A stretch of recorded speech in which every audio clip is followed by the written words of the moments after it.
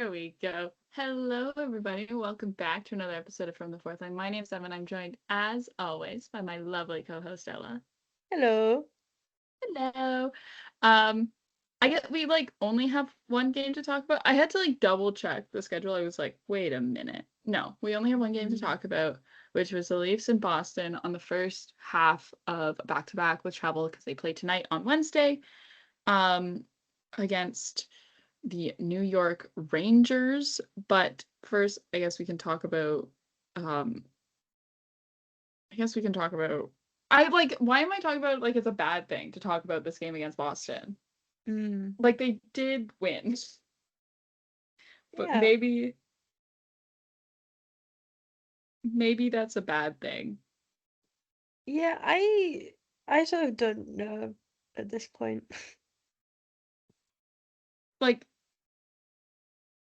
I don't know. I think it's an unexpected win for the Leafs because 9 times out of 10 you go into this situation, and the Leafs have gone into this situation many times over the past couple of years, where with a much better team and a much healthier roster and a much Yeah. better situation with your head coach, and they've gone into this situation and lost, and they won, and it's oh. And I think too, I talked last episode and we discussed how this roster that the Leafs have is not the worst on paper in the NHL. It's, if you look at it on paper, it's not half bad. And they played this game proving that hey, no, when this team is playing well, like they should be, they're actually not half bad.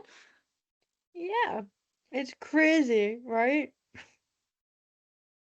Thank you. I'd like to thank the Toronto Maple Leafs for proving my point that I was trying to make. It is really helpful. But yeah, I'd say and John Tavares said it himself in his post game with the media that this is the best the team has played in a while. Yeah. And I'd have to agree with him because it's true. Oh yeah. They outshot the Bruins. Everything was working. I believe they score on a power play, or they scored right as one was expiring. So they sort of scored on a power play. I don't know if it actually counts as a power play goal or not. Oh, they did score on the power play because Max Domi got one on the power play. So I guess, did they score twice on the power play? I don't know. I guess sort of they did.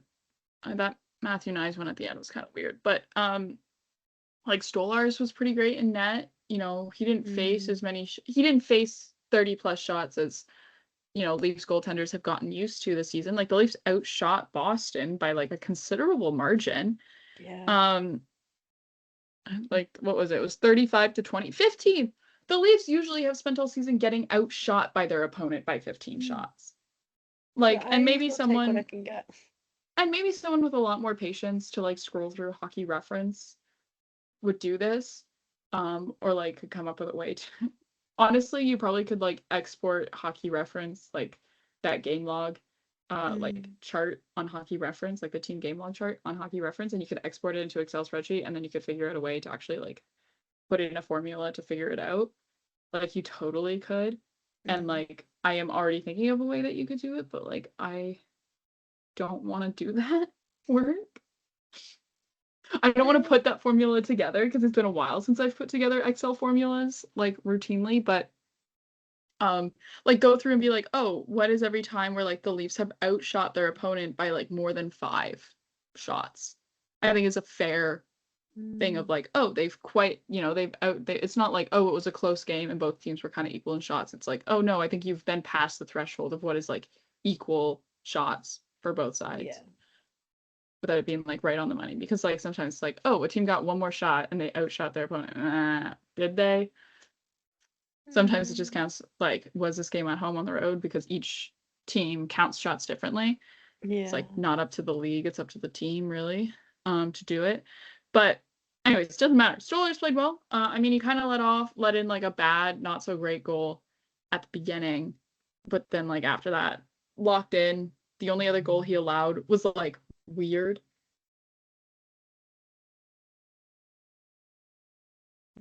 Okay. Sorry, we're just getting pre-game media comments from Craig Brube, and anyways, Oh, I will comment on this in a little bit. But oh god. the other one was like it was a shot that like from I think it was Pasternak, and it bounced off of Charlie McAvoy's skates and in. Like not even like, oh, Charlie McAvoy was on the ground and deflected off a skate. No, Charlie McAvoy was mid-air jumping to not touch the puck, and it deflected off his pucks and went in the net. Mm. And like, Because of course. yeah, I I think don't sure, why blame. not at this point? Yeah, whatever. Um, the one goal, some goals I do want to highlight. The goal for Matthew Knies, the first one, where Mm. he is bearing down on Mason Lowry to the point where it's like, this is you aren't POV, you're Mason Lowry, and this is the last thing you see before you die. And it's just Just Matthew Knies big old coming through double the door fridge freezer barreling straight at you. both arms pumping as he skates. Like, he covers that neutral zone so quickly. And I like we always talk, I think I've been very complimentary of Matthew Knies' skating for like a number of years now, very publicly, on Mm. like how impressive it is of someone of his size and stature can move that efficiently Yeah. on the ice, because we have seen some big players, some big boys who are Mm. very inefficient skaters. Not gonna name names, but I've named the No. name. I've named the name multiple times. Yep. Um, but yeah, like, and he, like, it's kind of, that goal was very much like the epitome of Matthew Knies' game and like who he is as a player, where it's like, you know, makes a smart move to like break the Mm. puck out of zone, like make the like get the puck loose so that Mason Leroy has to circle back through and come bring the puck out of the zone. Then, uses his speed and his skating efficiency to, to his advantage, and then out muscles, outworks a guy, out battles a guy for a puck, just like in open ice, Mm. dominates Mason Lowry physically, like quite literally. And, then soft hands, like nice little move on Swayman to bury it. And it's just like, if you were to talk about like, oh, like how would you kind of look at a player like Matthew Knies, kind of a player that like I hope the Leafs front office, like I know there was talks about him getting traded at the deadline, and like Montreal was potentially one of those teams, which like you look at that and you're like, okay, um, Why? Michael Michael Hage. I'm saying like it's one of those things where I'm just gonna start like every time someone's like, like someone asks for like a player that I really want, I'm just gonna name their like top prospect that they don't want to Mm. get rid of. I'm Like, like, oh, you want to take Matthew Knies? Okay, we'll take Michael Hage. Or like Joseph Wool to the Philadelphia Flyers. Give me Denver Barkey. yeah. You know what I mean? Mm. Like, if you want to play that way, we'll play that way. Yeah. That's just what I'm going to start doing now. Simple as. But like, I hope the Leafs front office they do want to build this team around Matthew Knies. And I'm not saying like he's the sole piece that you have to build around. No, I'm just saying that like He's in there. he's in there, and it's like, and I saw a tweet about this, and maybe it was someone like tweeting and like just regurgitating someone else's comments, but it was like, you want a front office that is not going to come in and is going to force the team or the stars that you already have in um in your lineup, and like force them to play that like wants Mm. to fit your coach or the identity that you want to create or that you feel like you need to create, like kind of what has been happening to the Leafs right now, where it's like you bring in Craig Berube, you bring in Brad Treliving, and you're kind of forcing the Leafs to be a team that they're not when you look at like Mm. players like Nylander and Matthews and like these really high skill players. And so you want to bring in a coach who's going to complement that, or a GM who's going to Yeah. build a roster that complements these pieces that you have that you want to hold on to, that are really valuable to you Because and if not, what's the hold a point lot of of having valuable. them? And yeah, and I think that's kind of like why Sheldon Keefe, and like people are gonna hate on Keefe all you want, that's kind of why Sheldon Keefe worked, Mm. because as a coach he was very like, obviously his style of coaching like matched what the Leafs were at the time, but like it matched, And Yeah. then you were able to see that, like, that was a coach who hadn't totally lost the locker room. I think people would be like, make assumptions that Keith did, but, I don't think that's the case. And I think also, like, you saw the way that the Leafs were very successful, and people are like, well, they didn't have a lot of success in the playoffs. That's because for some dumb, stupid reason, when Sheldon Keefe got to the month of like end of April, early May, he was like, hey, what if we just totally change up the way that we've been playing for the last 82 games? And we Yeah. played this different way that we've never played all last 82 games, because this is what everyone thinks playoff hockey should be, where it's like, no, playoff hockey is just like hockey to a higher level in terms of like skill and intensity and speed, which like you can just play to a higher skill. Like it's just you're playing better teams more often, instead of having, 3 games a season against the New York Rangers, you're playing 7 against the Tampa Bay Lightning. Yeah. That's at the end of the day, that's what the playoffs is. It's like there's no difference it's like, okay, maybe guys want it more. Guys actually are like, it's because it's hard to get up for 82 games a year or whatever, but like they can get up for 7 game series in the playoffs or whatever. But like the hockey is not necessarily any different because the rules of the sport don't change, and people can argue about the officiating in playoff hockey all they want to be, but like the rules on paper don't change as soon as the regular season is over. No. Like the league doesn't swap into a new, like, change to a new rule book. It's still you're just playing stronger opponents more regularly all of the time.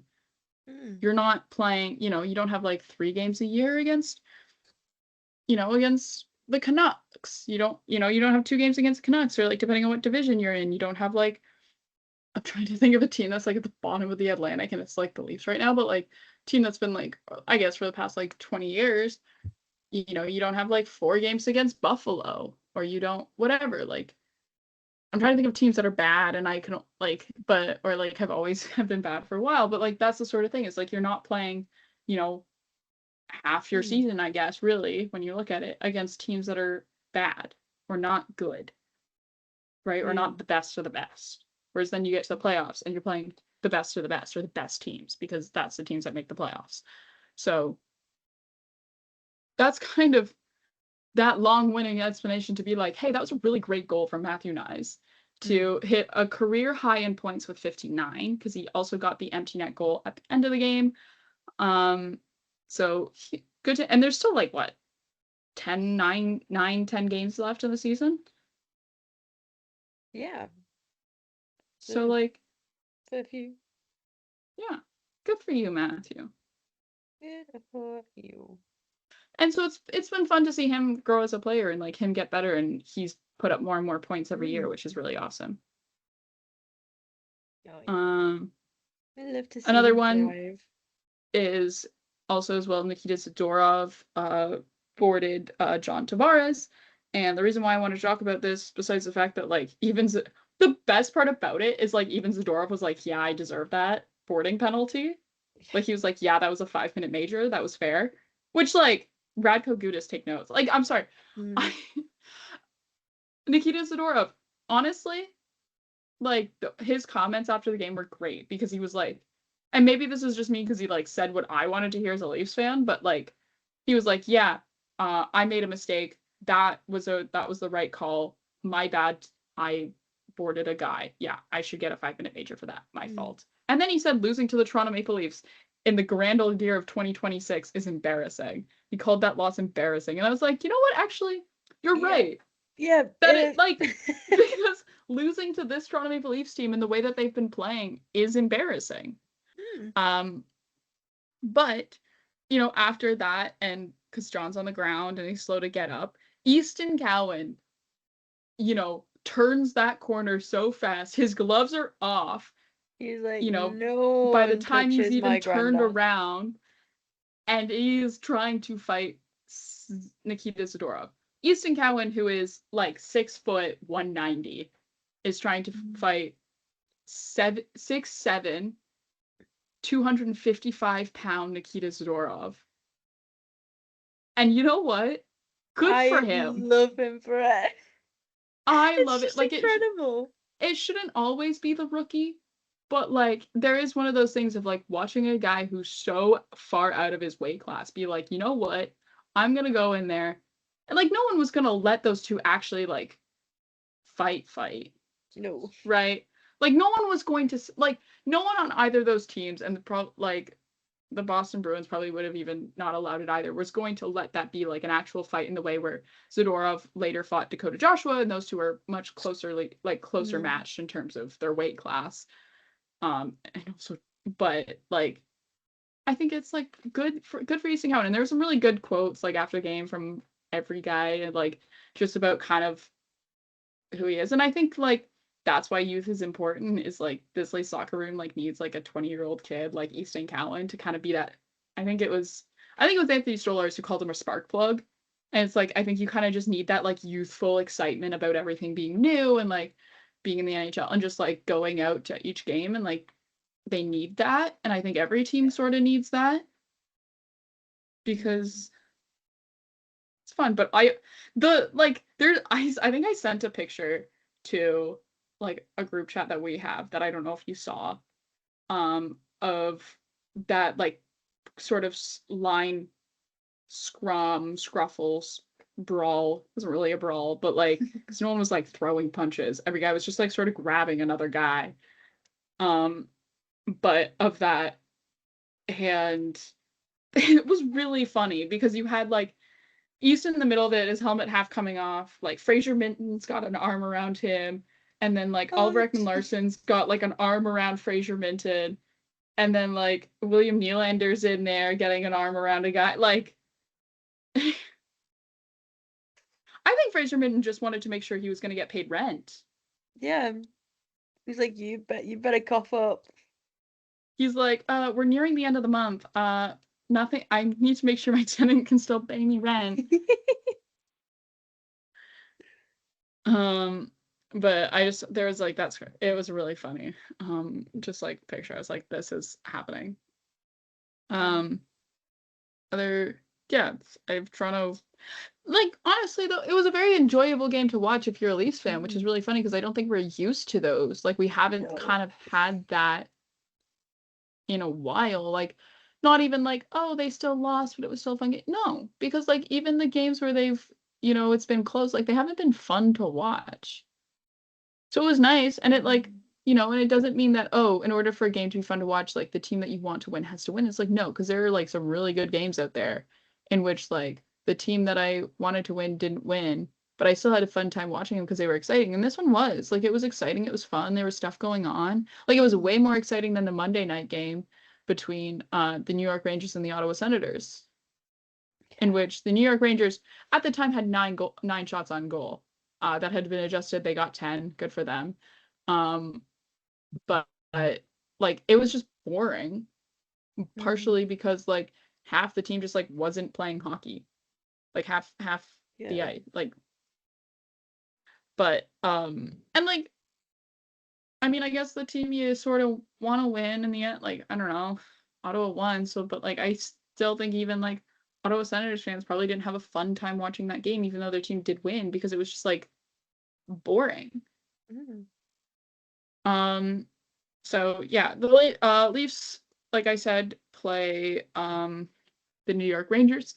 Speaking of the New York Rangers, the New York Rangers tonight at home, they had back to back with travel, which like is so stupid. Like just this was such a weird thing because there was only one game on Monday. There was Mm. 15 games yesterday. There's two games today, and like the Leafs in Boston are playing back to backs. It was just a weird sort of scheduling quirk where I was like, this is sort of weird. Yeah. Like, what are you Um, doing? but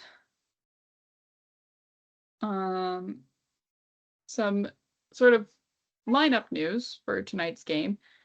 Yeah, Calle Yarncroke will draw into the Maple Leafs lineup tonight versus the Rangers, which I don't. I'm like much love to Calle Yarncroke, much love to him. Love But the like, guy. Why? yeah. Like there's some rumors that he already has an SHL deal sort of sorted out for next season. He's a pending UFA for Mm. Toronto. But like I don't know why he's getting into games. No. Like you don't need to. Brube also said that there are a couple of game time decisions as well. What those are, we will see. Mm. I don't know like why there's some game time decisions or No. what those could be. Oliver Ekman-Larsson did leave the bench and go down to the room last night against Boston, so we'll see. I mean, obviously, if you're listening to this on Thursday, like you'll know what they Yeah. were. You'll know who's playing, but Mm. I don't know. I don't know why Calle Yarncroke's getting into it. Like, I don't know. I like see no reason in it. And this is like No. me saying like with so much love to Calle Yarncroke. Oh, yeah, so much love, but like, really? Yeah. Some other stuff too as well is Radko Gudis's 5-game suspension that he got for kneeing Austin Matthews ended this past like yesterday, 2 days ago. He spoke to the media like before the Ducks game against Vancouver and had some quotes. And I will say, I like half scrolled through like a Sportsnet article on it, but then I got like this like athletic headline notification. You know Yeah. how those happen. And the headline was, and this like the headline was Radko Gudas expresses remorse for Austin Matthews' season-ending injury. Quote, I've got a lot to learn. I'm sorry, like, it's not like, oh, you're like a 20-year-old kid, like this is like, oh, you got suspended, like you made a mistake, blah, blah, blah, blah, blah. No, you knew. You, Yeah, like, what do it's like you this mean? isn't something that should shock you. Like, ah, Oh, I've got a lot to learn. I'm sorry, dude. You've been suspended on like multiple previous occasions. Yes, the mm, last one was like over 5 years ago, but you would think the first time you got suspended, you learned your you would learn your lesson. yeah. Why do you still have to learn now? Hey, maybe I shouldn't try to take guys out at the knee with my own knee. It's so Says he feels terrible, which stupid. like, okay. It's like, okay, what do you?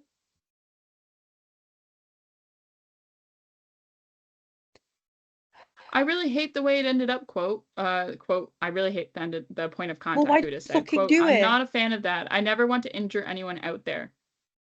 It's a hard fought game. It's just, yeah, I never want to go out there and hurt anybody. I feel terrible about the outcome. I just committed to the play, and unfortunately, that was the point of contact. What do you mean you committed to the play? Like, okay, yeah, you commit, like that. Unfortunately, that was the point of contact. Dude, you stuck your effing knee out like that. Of It's course, like that was me going to when I be the commit point to of ending someone's contact. season.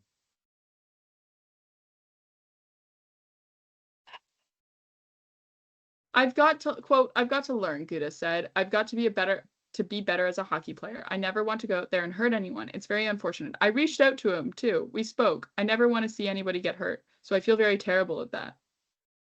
Mm-hmm. Sure. It's like, oh, then he says here, here we go. Quote, I've tried to stay on the good side. He said, I stayed for a long time, over 7 years since my last incident. I'm doing everything in my power to stay away, to stay on the right side, to play hard, but to be on the good side of it. Then there's like a paragraph about him saying like every player needs to develop as his career goes on. And then the next paragraph after this is within the past 2 months, Gudis has come under other scrutiny. During the Olympics, when he played for the Czech Republic, he delivered a hit to Canada captain Sidney Crosby that left the Pittsburgh Penguin superstar with an MCL sprain and ended his tournament. Mm. Just because it Like, I happens don't on know. IIHF ice doesn't mean you also didn't injure a guy and give him another knee injury. Like,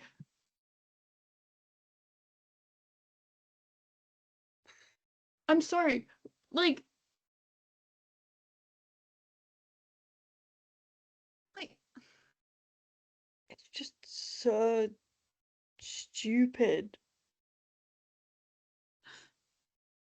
the slightest bit of like self-awareness of like, oh my god, if you could listen to yourself talk and like understand the situation and its context and realize that that actually makes you look worse and not better, Mm. like you probably hoped it did, by being like, I'm so sorry, I never mean to do that.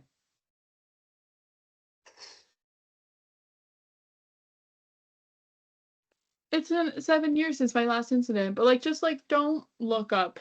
Just don't Google Radko Gudas, Sidney Crosby Olympics. No, Mm. don't do that. Please. You know those like memes where it's like, oh, if you think this is great, like Google this and this to find out more. You know? Yep. That's what that was. Hmm. So But ah. yeah. Anyways, Leafs, yeah, it's been the Leafs mentors trip as well. So more of the mentors trip. I love the mentors trip. I think it's great. I said, Yeah. last episode that I kind of wish it was like 3 months earlier in the season, like doing it end of March. Mm. With the way the season's been, probably not the best idea in the world. But also, something we didn't know when we recorded last episode, but we do know now, is that Morgan Riley brought former Leaf and his former D partner and his former roommate, Jake Gardiner. And if you were on Twitter, like the Leaf side of Twitter, the past like 24 Oh hours, boy. oh my god, it's 2015 again. Yep. Like, oh, you want to ruin my life. I was I like the funniest tweet that I saw was from Oily Gifts. That was like, I don't know if you saw this one, but it was like, oh, like I can read it actually. I'm gonna just straight up read it Oh. because I sent it, like it was sent not that long ago to me. Um, Hold on. Let me pull up the group chat. Pull up the group chat. Here we go. This is from Oily Gifts on Twitter that says, I don't go here, but choosing your former teammate, BFF, roommate as your mentor on the mentor strip is so romantic. He said, I've got my own Scott Moyer at home, actually. Oh, that's so silly. I laughed so hard. I thought that was so. I've got my own Scott Moyer at home, actually. Cracked me up. Crazy work.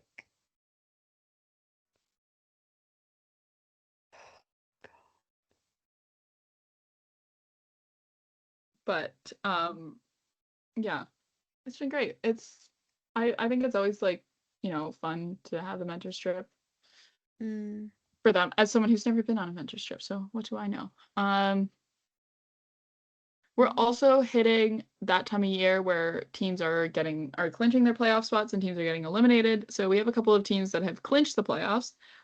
That being Colorado being the first team, and then also as well, Dallas Stars clinched theirs last night. Also as well, eliminated the Vancouver Canucks from playoffs potential, which like wow, shocker. Oh, who saw that Um, coming? but also as well, if the New York Rangers lose tonight to Toronto, they will be eliminated from playoff contention. So if you're listening to this on Thursday, you will know Mm, from the please. future as well. And this is something I saw funny, but like, and this is kind of like a discussion I wanted to start with you a little bit. So Beckett's and I saw sort of discussed, but like Beckett Seneke was fined $2,000 for diving and embellishment against the Montreal Canadiens on Monday recently in a game Ooh. recently that those teams played against each other.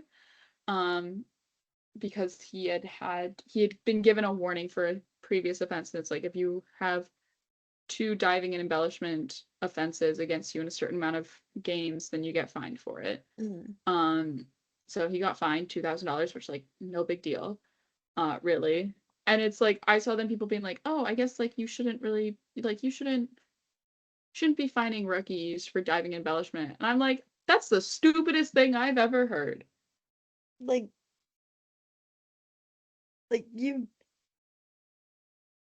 you do Should we be something giving wrong, all the you get a fine. and it's like, oh, let them it's like, but you don't understand that like okay, yeah, it's silly, funny, whatever to watch. Like it was like Looney Tunes comedy if you watch Mm, the clip of this diving infraction that Seneki has against against Montreal. Like it's like Looney Tune, like cartoon, right? The way he just mm, like falls over.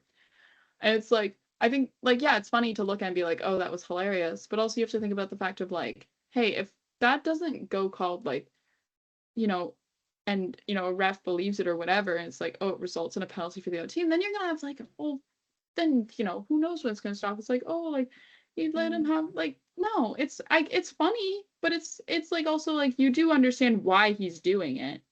He's trying to yeah. be a whiny like he's trying to whine his way into getting his team a power play, which like fair, but also like you can't do that, No.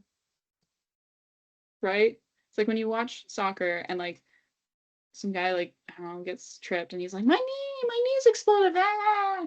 And then they Mm, don't give him the penalty kick, and so he just hops up like right up like nothing's happened. It's like, And I'm oh, so you are fine.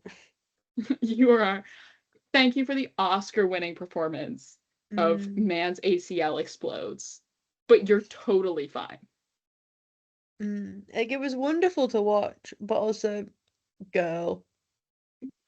right? And that's exactly like I don't know. I think also as well like we shouldn't be giving rookies special treatment. I just thought that was like the most ridiculous take. I'm like, I know you like Beckett Zeneke, but wait till it happens to a rookie that you like don't like. Mm, like, Like people really didn't like Pierre-Luc Dubois in his first like couple seasons in Columbus. mm, And like wait till it's a rookie who like isn't like you don't like and then you're like annoyed when he gets away with diving. Because people already are like annoyed with Tim Stutzla and have already labeled him a mm, diver. And it's like, I don't think you want to like apply that label to your favorite little special rookie boy. no. You know what I mean? Because it's like, Mm, it's become now synonymous when like people think about Tim Stützle, who's like an incredible hockey player. And I will admit, dives a heck of a lot. Like, notably, he mm, does it. He over exaggerates. Um, just a little. Um, and I'll admit to that. Like, because I've watched him play hockey a lot. Um, But like also now that's become like synonymous with him. It's like, oh, Tim Stützle, incredible hockey player, brilliant goal scorer, diver. yeah. So I don't know, I just like saw that and I was like, okay. It also apparently, and I don't know how much truth there is to this tweet. It was just a tweet that I saw that was like apparently he's the fastest to get fined for diving and embellishment, and he didn't like 67 games or something that he played, and I thought that was really funny. That's quite funny. I thought that was funny. I was like, oh my god, you did like first season, welcome to the show, kid, and here's your fine for diving and embellishment. Mm, Um, I don't know. There was another athletic article about the Brandon Carlo Fraser Minton trade that had like Leafs Twitter in such a huff because of how like last minute and panicky like Brad Treliving did that deal to the point that it forced him to overpay for Brandon Carlo. And it's like there's like an athletic article that comes out in which someone admits to something in which you could not get that information out of me, no. like even if I was on my deathbed. Mm, like, But people will admit to things in athletic art for like to people who write for the Athletic, like it's no big deal. And I will sit and read an article sometimes and I'll be like, no, whoa. you could not like torture that information out of me. If I am No. Brad Treliving, like you can't, I would not sit there and be like, yeah, I panicked on this deal that a lot of people are openly criticizing, and have openly criticized for all season long, and the half of the trade that I have has the longest active goalless streak in the league right now. Because that is something I have heard in the past like 4 or 5 Leaf games now at this point, is just how long it's been since Brandon Carlo has last scored a goal. Which is kind of unfortunate. Who was it was it TJ Brody who didn't score for a really long time and then got Probably. one? Also, you really threw me then by bringing up TJ Brody. I was like, let's just like name old Leafs defensemen. Let's just Yeah, like throw out it's been names. a while.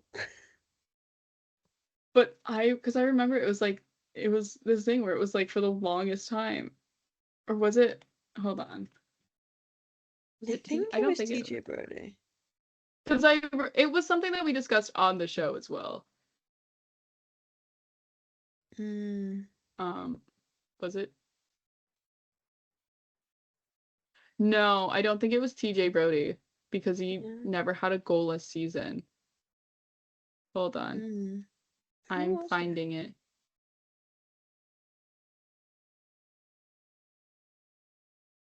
Oh my god. Wait, I forgot what season he signed in. Hold on. I forgot that there was a season that he wasn't on the team. Hmm. No, it wasn't just. Was it? No. No, it wasn't. I was gonna say, is it Justin Hall?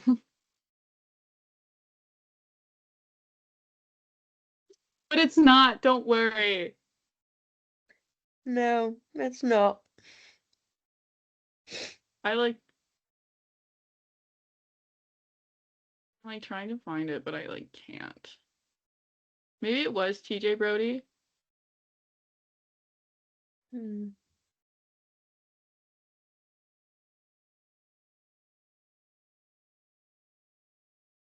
Or was it like John Klingberg? No, because he didn't play enough games during that stretch. I don't know. Anyways, doesn't matter, but it was just like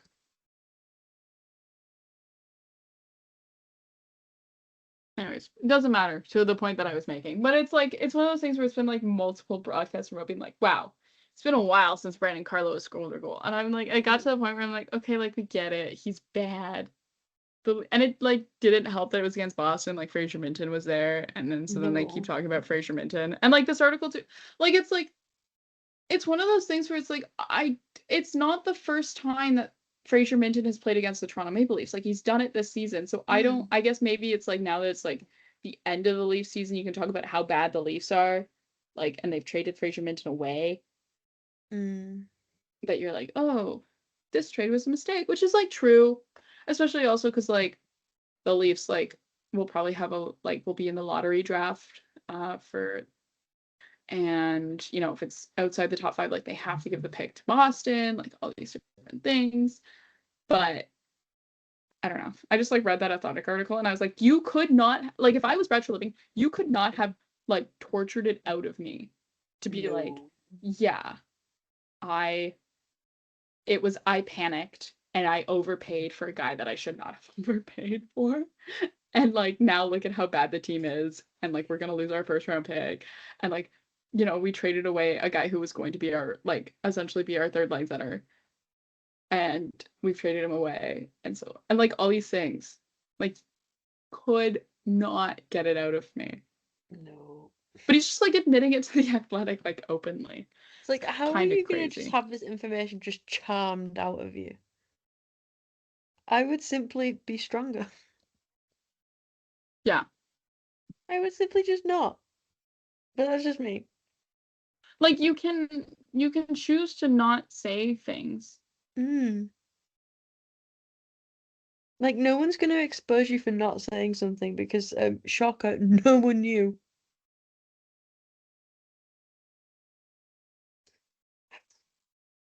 But like, oh no, deadline's coming up. It's 2 o'clock. Gotta I don't know. Just yeah. it just like it was this whole article then like outlined like basically how they like the Leafs put so much of their time at the deadline trying to get Rasmus Anderson from the Calgary Flames when like it was very obvious that the Calgary Flames were never going to trade with the Toronto Maple Leafs because Brad Treliving is the Leafs Yeah. GM. Like it was one of those things where I'm like, oh my, how incompetent are you of a GM? I, Like you're signing your death certificate. It was like I know we essentially like when like the season where Sheldon Keefe got fired at the end of the season, like I know we talked about like him going through that locker cleanout and the end of season interviews was like dead man walking. The last like 12 games of this Leaf season is just like watching Brad Treliving like slowly walk into his own grave. yeah. Pulling Craig Berube with him. Like they're walking hand in hand. Like a creepy, like zombie married couple like into their own grave. Because like I don't know. I just don't know like how if you're like the Leafs ownership or if you're Keith Pelly, you can like look at this and be like, this is a success. This is what we want. And I think like and people are gonna say, oh, they're all separate, like there's no influence because it's all separate, like it's all so separated, whatever, like it's just like one big parent company and there's no influence. But like Rogers owns majority of the Toronto Maple Leafs. We talked about this. Rogers also owns Sportsnet, who broadcasts the NHL playoffs in Canada. Like they are the sole rights owner for NHL playoffs in Canada for those broadcast rights. And there, and I think it was I think it was I can't remember what book I read it in. I think it was The Death of CBC. I don't think it was in an article. I think I read it like in an actual physical book. That like there was a meeting in 2015, 2016, when it was a season where no Canadian teams made the playoffs. And there was a meeting at Sportsnet and essentially was like, this can never happen again because the money and the revenue that Sportsnet and Rogers telecommunications, you know, lost out on because they weren't getting that viewership number because there was not a single Canadian team in the playoffs was huge and massive and like really impacted them, especially because like the season prior they had just spent a cajillion dollars acquiring Hockey Night in Canada and those rights away from the CBC. So I think like the Leafs for them, and you could talk about like, well, Edmonton's gonna make the playoffs and Montreal's gonna make the playoffs, and like Ottawa's in a playoff position right now. Like those, like Ottawa, like Montreal. Say what you will about Ottawa as a market, but like Montreal and Edmonton are still two huge markets. Yeah, but like, what if they lose in the first round, which they might? Then what do you do? Then what do you do for the next 3 rounds? So I think like there might like people are gonna, oh, they're so separate, like they don't have an influence, but like I have a feeling that there is going to be some push from Rogers because they have that influence over the Leafs and they have that influence over the ownership board because they are the ownership board. They might be like, hey, this is not like you can't not make the playoffs. You have to like, or you can't not be like at least close or good, right? Because this isn't like, oh, the Leafs like just missed out like by a game or two. No, they were out before the Olympics. Yeah. Like So out.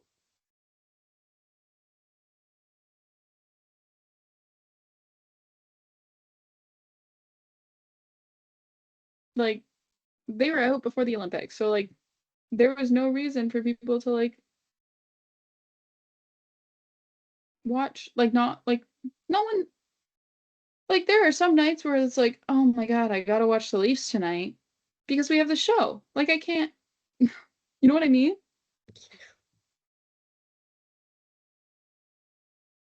I'm like way more excited about like the Jays season starting this weekend than anything to do with the Toronto Maple Leafs right now.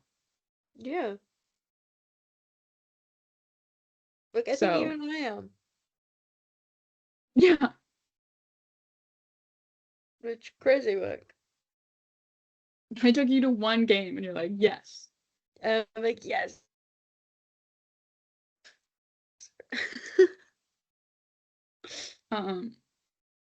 But yeah, so I don't know. We'll see. what the Leafs do this offseason. Like, it is one of those things where it's like you can't really wait on too many decisions that it comes, like, when it comes to the people that are making decisions, because you are going to have way less time than you think. So, there's that.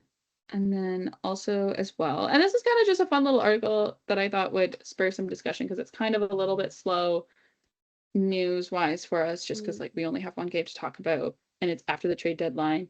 So like nothing is happening. Yeah. It's like, yeah. Pretty But The bad. Athletic put out a column that was, I read it and I was like, this is just like such a like, this is such a, I don't even know the age of the person who like wrote the column, so I don't want to assume, but it is such like a millennial, like boomer, like older generation opinion piece to write, because it was essentially, I don't know if maybe you saw it, but because it was like a Athletic pushed it very heavily today, about like Gen Z NHLers and like how they're like shifting the NHL. And it, essentially, this whole article, it's like it had some fun little tidbits in there. I will say, like, if you, I love reading the Athletic. Like, half the reason why I have a subscription to the Athletic is because I love reading their features. I think they have some really talented feature writers who write these really descriptive and visual and like immersive features that really, kind of give you like really immerse you into like who they're telling you about, and like you learn a lot of fun little random facts about players this way. And like, all these things, they're like The it's a little very, nuggets of it's fun. little nuggets of fun, yeah. And it's like all these little like things that you can pull out and be like, oh, this was like, I think, because I think it was in an Athletic article that like first talked about like Joseph Wool's love for Lego. I think it was like, I think it was like, you know what I mean, but it's like I love those types of articles Yeah. because it gives you that information. That's like half the reason why I'm subscribed to the Athletic. Yeah. Um, but this Athletic art, and like that article did have some really fun nuggets about like how like Sam Dickinson is always over at the Toffoli's because he like lives alone and doesn't like eating alone, so he likes hanging out with Michael Misa, who lives with the Toffoli's. Like, I Oh. just thought that that's fun, right? Like there's like some fun Yeah. little nuggets about like Macklin Celebrini and Will Smith like watching Entourage like together, and like they're both watching Entourage, so they're talking about the show, whatever, like things like I don't know, like all these sorts of things, right? But also at the same time, it like basically summed up to being like, the way I took away from it is like Gen Z is like pushing the envelope of like what it's like because they're like not just hockey robots, like they have like personality away from the ice. Like they're so talented. Oh my god, all these like incredible hockey robots who are like so talented at hockey, but also like look at them, they have a personality. Like that was the whole article. Essentially, like that's what I got from it. Yeah. It was like, oh wow, like, you know, it was like I don't know the age of the person who wrote it, but it was like middle-aged person discovers like 20-year-old personalities. You know what I mean? Yeah. It's like, yeah, we're 20 something. We can be interesting people too. It's like, whoa, I like do things. Whoa, you like just don't like go into a cryogenic chamber between games and practices and just like, It's like, they don't whoa, like you shut have a you off whole when the game. life.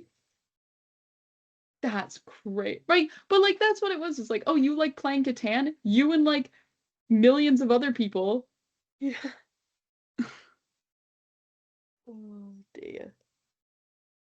But I just thought it was funny. I just thought it would like spur an interesting discussion about like, I think social media has a lot to do with that in terms of like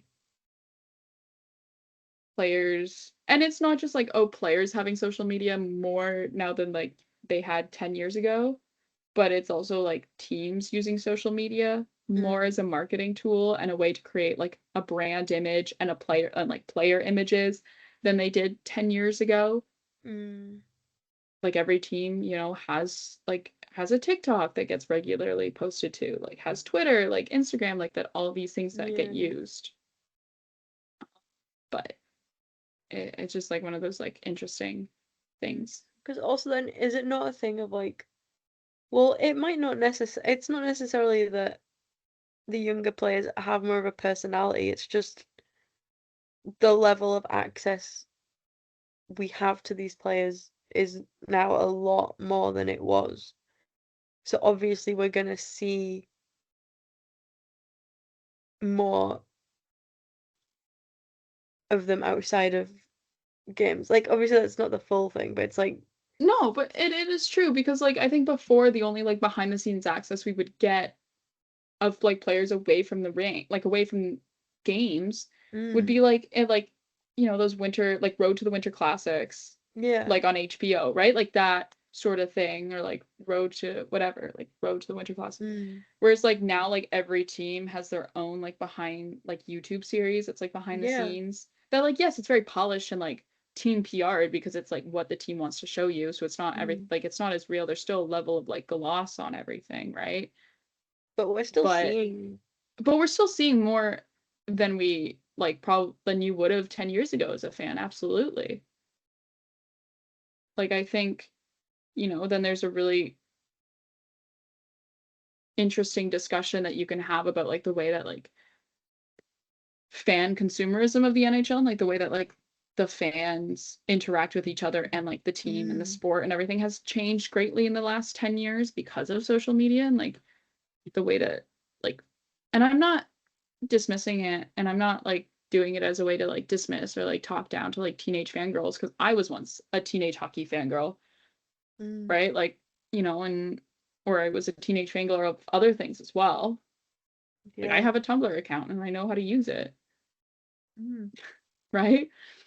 But like I think there like there's that level of access or that level of like celebratization of hockey players that that's happening in like a different way mm, than it has before because like it's like really easy now for everyone to like make like TikTok edits of their favorite hockey player.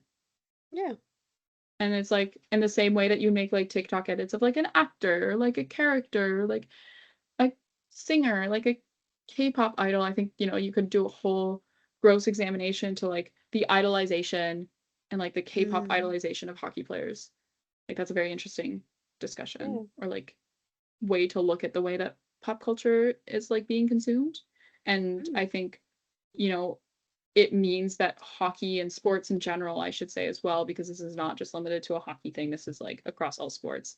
Um, Hockey, I think, just tends to have more teenage phenoms than like mm, baseball, where a lot of those teenage, like a lot of you don't see a lot of teenage phenoms because like the age to get to the major leagues is like higher, just because they work yeah. through the minors. And like same with basketball. It's like guys usually go through like a year or two of college before they get drafted. Football, they go through 4 years of college before they get drafted. Mm, So like hockey's the one where you most commonly see that teenage phenom like come out yeah. at the pro level.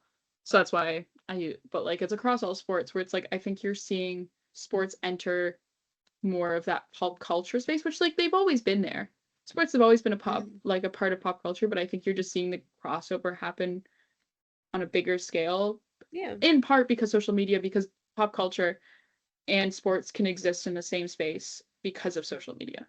Where it's like before, like I think it was like very separated Yeah. either by newspaper section or by like website or by like TV channel. It's like, oh, like Mm, you can watch sports on on TSN, but like if you want to go watch like eTalk or whatever, like that's on a different channel. yeah. Like but now it's like, oh, streaming like allows you to switch through everything, or like social media has kind of brought them all into the same place where you have that crossover happen more often. Mm, Yeah. yeah. Sometimes I like communication, like media studies, like nerd out about something, Yeah. and that's sort of what this is. I sort of sit there and go, you have a degree in this, the Yeah, floor is I yours. do. I did take multiple media studies and pop culture classes in earning my degree. Oh yeah.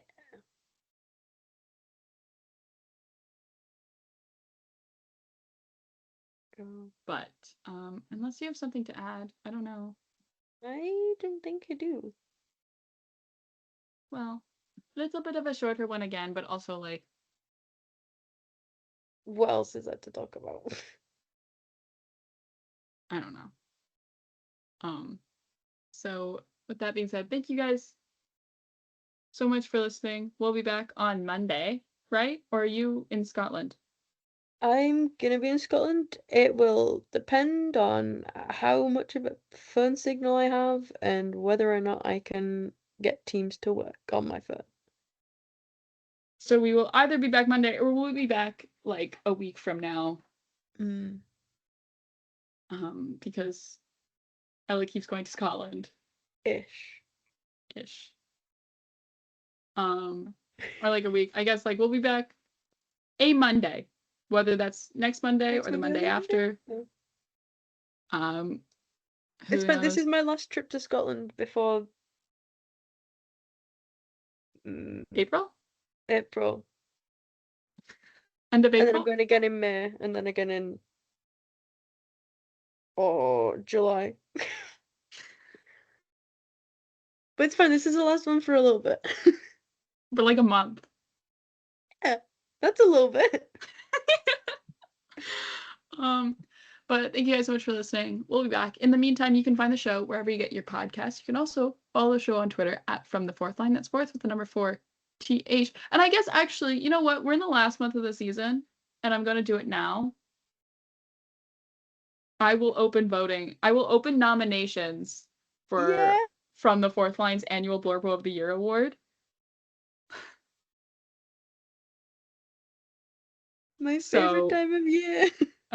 link for that Google form will be in the show notes of this episode and every episode that comes between now and the end of the season, which is April 15th, or the 16th. Like, anyways, nominations are due before the playoffs start, and then our winner will be announced at some point during the first round.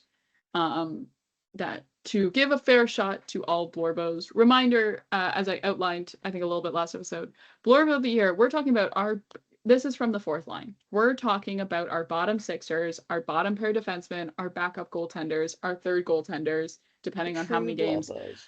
I do sort of have to like make a thing of like, okay, this has to be a guy who like has played some games because like you can't like I don't want a guy who got called up and played a game and then got sent back down and then was you know what I mean? We're talking about like guys who were in there and they were logging, you know. I think I can't remember what number I said it at last year. I believe it was 50 games played. No, because goaltenders was I can actually just straight up find the Google form. Please hold. I can find this. Hold on. Let me just hold on. Let me just pull up this forms. Holding. Come on. Oh, do I where oh wait a minute. How do I find this? What account did I make? Oh, did I make it on the like from the fourth line Gmail? I think I did. Yeah, I did. There we go. I was looking in the wrong Gmail account. I was looking in my personal Gmail account and it's in the from the fourth line Gmail account. I see. There we go. Open it. Here we go. All right. Okay. Player with a minimum of 10 games played in the NHL. I think I just like kept it open and then also played a majority of their games in their team's bottom six. Meaning, as much as we love first like inaugural winner Bobby McMahon, he is actually no longer eligible. Even if he were to get like even if he was to win again, he's no longer eligible because he actually spent more games this season for the Leafs in the top six, and he's also currently playing in Seattle Kraken's top six. So he's no longer eligible. But you know who would be eligible? Steven Lorentz. He is a guy who is eligible. To kind of give you an idea a little bit, I will be checking. Trust me. Like Yes, this is a Leafs podcast. You don't have to nominate Leafs. You can nominate anyone. Last year, Connor Brown won. Yeah. So, like, if you have a favorite bottom six Blorbo or a bottom pair defenseman or a backup goaltender that you love, nominate him. Yeah. Because, like, I will say, like, it's weird. Like, I know there's a lot of teams that run tandem goaltending. So, like, we love our tandem goaltenders here in Toronto. We love Anthony Stolarz, Joseph Woll, because, like, they run a true tandem. We're, like, the closest, like, they get pretty close to splitting games 50-50. Neither of them is, like, the true starter. So you can't nominate either one of them. But you know who you could nominate? I believe you could nominate Dennis Hildeby. I think he's played enough games this season. He is a guy who you could nominate this year if you wanted to assign a man who is 6'7" tall. You could assign him title of Blorbo. You could nominate Dennis Hildeby because he's played 19 games this season for the Leafs. So that is how to give you some perspective on the awards. Again, voting closes at the end of the regular season. Our winner will be announced during the first round of the playoffs. Link to vote will be in the show notes of this episode and every episode that comes after between now and the end of the playoffs. Also will be, I will put out a tweet on Twitter so you can vote there. Yay. So, very esteemed company that this year's winner would be joining, which is Bobby McMahon and Connor Brown. Oh, yeah. The Blobbers. Capitalized. Yes. Capitalized. So all that will be over at From the Fourth Line on Twitter. That's fourth with the number 4, TH. But if you miss us in the meantime, and you know the Jays are starting, so I will be talking about the Jays all the time on Twitter. Absolutely. I think I also like spammed. I've been like getting onto the side of Twitter, which is like all these like Italian, like Michaela Schifrin fans. And they only tweet in Italian, and I don't know Italian, so I'm just translating all their tweets. And I want to be friends with them, but like I don't know Italian to be friends with them. Yeah. But we'll say some incredible skiing at the final race of the season. Michaela Schifrin is actually insane, and also Canadian Val Grenier won the GS for the women. Woo! So Yay! I was literally like sitting in bed this morning, like yelling "Go Val" at my iPad, watching her second run. Oh, it's brilliant. But that's what I've been kind of spamming that, but I'll also talk about the Blue Jays. If you want to talk about the Blue Jays with me, it'll be over on Twitter. What are you tweeting about? Are you still tweeting about Project Hail Mary? I'm going to be tweeting about Project Hail Mary for a long, long time. Yeah, you'll either be getting Project Hail Mary, some random archaeology stuff, or pictures from Scotland. Which, you know, the usual. Yeah.